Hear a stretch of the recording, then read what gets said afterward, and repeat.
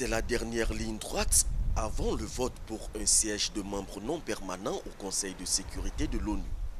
Le ministre des Affaires étrangères intensifie la campagne autour de la candidature ivoirienne. Présent à New York depuis plus de 2 semaines, Marcela Montano a rencontré 170 missions permanentes accréditées auprès des Nations Unies. On a discuté les défis, mais les opportunités aussi qui sont devant nous. Et avec la Côte d'Ivoire, c'était une rencontre très chaleureuse avec tous les ambassadeurs de l'Union européenne ici à New York.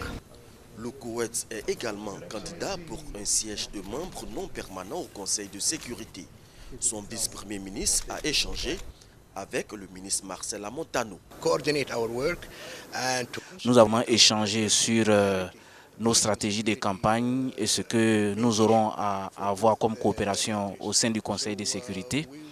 Je me réjouis d'avance du champ de coopération qui existe dans ce domaine. J'ai aussi assuré le ministre des Affaires étrangères de la République de Côte d'Ivoire que je serai en juillet en Côte d'Ivoire lors du sommet de l'OCI. Cela nous donnera encore l'opportunité d'explorer d'autres espaces de coopération en dehors de ce que nous pourrons faire ensemble au niveau du Conseil de sécurité. Toutes ces séances de travail portent déjà des fruits. La Côte d'Ivoire peut compter sur le soutien de plusieurs États membres de l'ONU. Nous pensons que c'est ce genre de pays qu'il faut au niveau du Conseil de sécurité parce que leurs actions, leurs décisions seront basées sur des expériences vécues.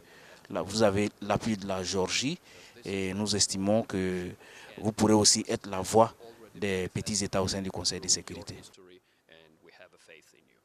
Écoutez, ce fut un grand honneur pour mon équipe et pour moi de rencontrer le ministre des Affaires étrangères de Côte d'Ivoire à un moment particulièrement important, quelques jours avant l'élection qui, nous l'espérons tous, va permettre à la Côte d'Ivoire d'accéder au Conseil de sécurité et ce faisant va permettre à la France et à la Côte d'Ivoire de renforcer encore un partenariat à bien des égards exemplaires, à la fois sur le plan bilatéral bien sûr, puisque nous sommes l'un pour l'autre des partenaires privilégiés, mais aussi sur le plan de la gestion des crises régionales et de la promotion du partenariat entre l'Union africaine et l'ONU, qui est une vraie priorité pour la France, qui est une vraie priorité pour la Côte d'Ivoire, et qui nous permettra aussi sur l'ensemble des grands sujets du monde de renforcer la concertation entre nos deux pays.